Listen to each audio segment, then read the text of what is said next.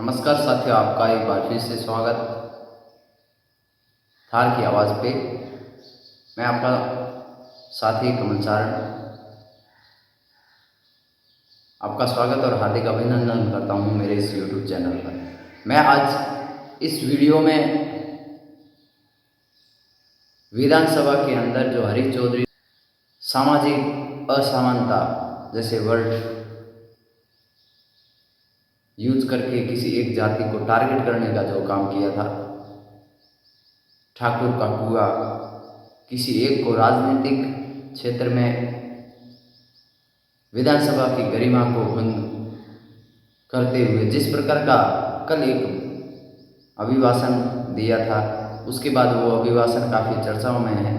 लेकिन मैं हरीश चौधरी की बाड़मेर जैसलमेर की राजनीति और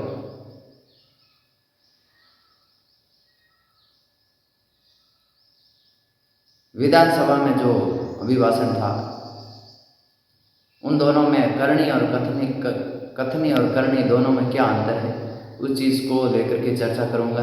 क्या हरीश चौधरी गोविंद सिंह डोटासरा के साथ साथ अपने समाज का बड़ा लीडर बनना चाहता है?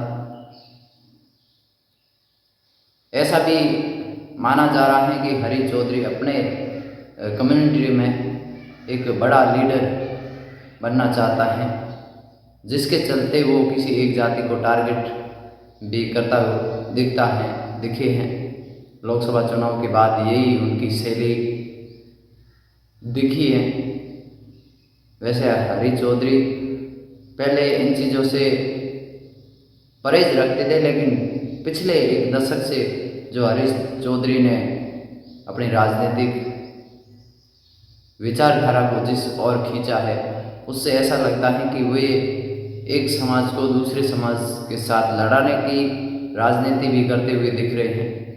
मैं बताऊंगा आपको जेठाराम प्रकरण, जो पिछले 2 मंथ से लोकसभा चुनाव के दौरान उससे पहले की घटना है, जिसके लिए उनके समाज और उनके परिवार के सदस्य आज भी उस लड़ाई को लड़ने के लिए सड़क से सदन तक की ओर जाते हुए दिख रहे हैं। क्या हरीश चौधरी को SC/ST वर्ग के उन लोगों के लिए, उन लोगों के न्याय के लिए खड़ा होना चाहिए? आप सामाजिक असमानता की बात कर रहे हो, तो उस समाज के साथ जिस समाज के लोगों ने जिंदा जला करके उनकी मौत की, उसमें उनके परिवार के सदस्य खुला नाम लेकर के बता रहे हैं आरोपियों का। क्या उनके खिलाफ सख्त से सख्त कार्रवाई की मांग की आपने? कभी उनके साथ कंधे से कंधा मिला करके जो धरना प्रदर्शन रहा वहाँ अवेलेबल हुए, मौजूद रहे? नहीं। तो ये सामाजिक असमानता की बात आप बड़े स्तर पे करते हो, लेकिन आपके अंदर जो भावना है उसको भी प्रकट करना चाहिए। आप किस प्रकार के राजनेता हैं? एक पक्ष को दूसरे पक्ष से, एक समुदाय को दूसरे समुदाय से, एक समाज को दूसरे समाज से लड़ाने का काम जितना कर रहे हो, उनसे हट करके कुछ बाड़मेर जैसलमेर की राजनीति को देना चाहिए। मैं तमाम राजनेताओं से यही उम्मीद करता हूँ। क्या उस जेठाराम का कोई दोस्त था? जो आप सामाजिक असमानता की बात करते हो, सबसे बड़ी सामाजिक असमानता यदि किसी के दिल में या जातिवादी किसी को कह दिया जाए तो उसमें आपका नाम भी शुमार हो सकता है। वही उम्मीदवार बेनीवाल, जब आप लोकसभा का चुनाव लड़ रहे थे, अपने प्रत्याशी यानी कांग्रेस के प्रत्याशी को आप मेघवाल समाज के बता सकते हैं, लेकिन आज SC/ST वर्ग के कुछ लोगों के साथ जो अन्याय हुआ है, पिछले 2 महीने से वे मांग कर रहे हैं, लेकिन उनके साथ ना दिखना, ये उनकी खुद की और कमी को भी दर्शाता है। वे चाहते हैं अपने समाज में बड़ा लीडर बनने का, क्योंकि उस घटनाक्रम में उनके समाज के कुछ लोगों का नाम आ रहा है, जिसके चलते वे कड़ी से कड़ी सज़ा की मांग भी नहीं करना चाहते हैं, क्योंकि अब सब जातीय को वे भी फंसाना नहीं चाहते हैं। इस प्रकार की कथनी और करनी में जो अंतर है वो हरी चौधरी का कुछ स्पष्ट होता हुआ भी नजर आ रहा है। क्या हरी चौधरी को उनके जेठाराम प्रकरण में अपना भूमिका निभानी चाहिए, उनको न्याय दिलाने के लिए लड़ना भी जरूरी था, चाहिए आना चाहिए उनके साथ। उनकी बिटिया जो पिछले 2 मंथ से कंटिन्यू सरकार से भी ये मांग करती हुई दिख रही है कि उनके पिता के साथ जिस प्रकार की घटना घटित हुई वो एक साजिश और षड्यंत्र का शिकार थी। मैं सरकार से भी मांग करूंगा, तमाम राजनेताओं से भी मांग करूंगा, जो ये असामाजिक तत्व सामाजिक असमानता की बात करते हैं जो नेताजी, उनकी भी आंखें खोलनी चाहिए। ऐसे मैटर के लिए उनको साथ आकर के उस पीड़ित परिवार को न्याय दिलाने के लिए अपना योगदान देना चाहिए। एक मोतीलाल जो चुनाव लड़े थे, उन्होंने एक पोस्ट भी किया है, उसमें उन्होंने हरी चौधरी को मेंशन किया है। कह रहे हैं कि आपकी घर की टाटी और बाड़ दीवार जहाँ पर अलग बर्तन दिख रहे हैं वो सामाजिक असमानता के प्रतीक नहीं है। अपने समुदाय के अंदर अपने समुदाय के अंदर जो लोग अलग तरीके के बर्तन रख रहे हैं वो सामाजिक असमानता का प्रतीक नहीं है। हरी चौधरी का जो बयान है उससे कुछ स्पष्ट ये होता है, उनकी कथनी और करनी में काफ़ी अंतर है कि वे एक जाति को दूसरी जाति से लड़ा करके अपने राजनीतिक रोटी को सेकना, अपने राजनीतिक करियर का विस्तार करने की जिज्ञासा रखते हैं, उस तरह की सोच अपने अंदर रखते हैं।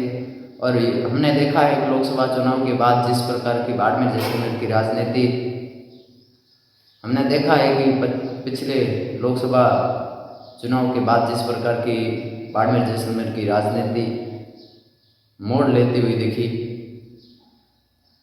जो काफ़ी गंभीर और आने वाले भविष्य के लिए भी काफ़ी कुछ सोचने और विचारने के लिए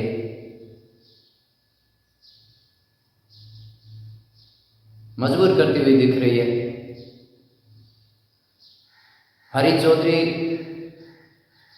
जिस प्रकार से जाट कम्युनिटी में एक लीडर बनने की जिज्ञासा रख रहे हैं, क्या हरी चौधरी का सपना है मुख्यमंत्री बनने का यदि सपना है, यदि मुख्यमंत्री की रेस में अपना नाम शुमार करना चाहते हैं तो इस प्रकार की राजनीति कतई संभव नहीं है। 8 करोड़ के करीब राजस्थान की पॉपुलेशन है, उन तमाम समस्त राजस्थान के लोगों का आप मुख्यमंत्री रहोगे। इस तरह की विचारधारा अपने अंदर रख करके आप किसी एक जाति को टारगेट करके कोई बड़ा पद हासिल नहीं कर सकते हो। जिस प्रकार का हरी चौधरी गर्व कर रहे हैं, उनका गर्व करने का एक कारण ये भी मान सकते हैं कि उन्होंने विधानसभा में जो उनके खिलाफ RLP से चुनाव लड़ रहे थे उम्मीदवार बेनीवाल, जिनको अपने साथ ला करके कांग्रेस पार्टी से टिकट दिलाया और वहाँ से लोकसभा चुनाव भी लड़े और जीते, तो उनको लग रहा है कि अब वो ये बाइतों से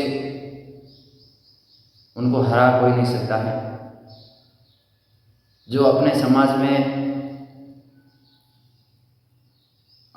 का लीडर बनने की जिज्ञासा जो हरी चौधरी के अंदर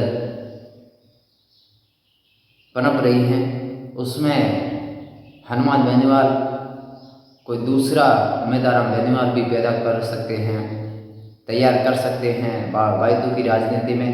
तब आपको समस्त समाज की भी ज़रूरत पड़ेगी, लेकिन इस प्रकार के बयान देना, किसी एक जाति को टारगेट करना, ये तमाम चीज़ें राजनीतिक विचारधारा, राजनीतिक जीवन में जो अपना यात्रा, राजनीतिक जीवन की यात्रा जो कर रहे हैं उन सब के लिए कभी शोभनीय नहीं है, चिंता की लकीरें पैदा करेगा आगे आने वाले फ्यूचर में। लेकिन जो सामाजिक असमानता की बात करते हो आप, और बाड़मेर जैसलमेर में क्या चल रहा है, एक समाज जो लंबे समय से न्याय के लिए अपने पिता को न्याय दिलाने के लिए जिस प्रकार से वो गुड़िया संघर्ष कर रही है, क्या कभी उसके साथ जाकर के उसकी पीड़ा को समझे आप? कभी एक भी ट्वीट किया उसके रिलेटेड? नहीं। लोकसभा चुनाव के दौरान तो बड़ी बड़ी बातें करते हुए भी दिख रहे थे। ये हैं हरीश चौधरी की असलियत, कुछ समझने का ज़रूरत है। इस प्रकार की राजनीतिक विचारधारा कभी संभव नहीं है बड़े राजनेता बनाने के लिए।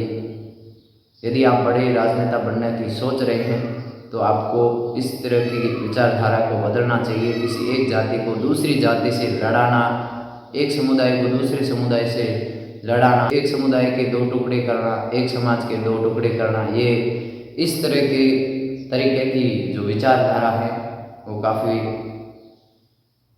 कम समय के लिए ही चलने वाली है।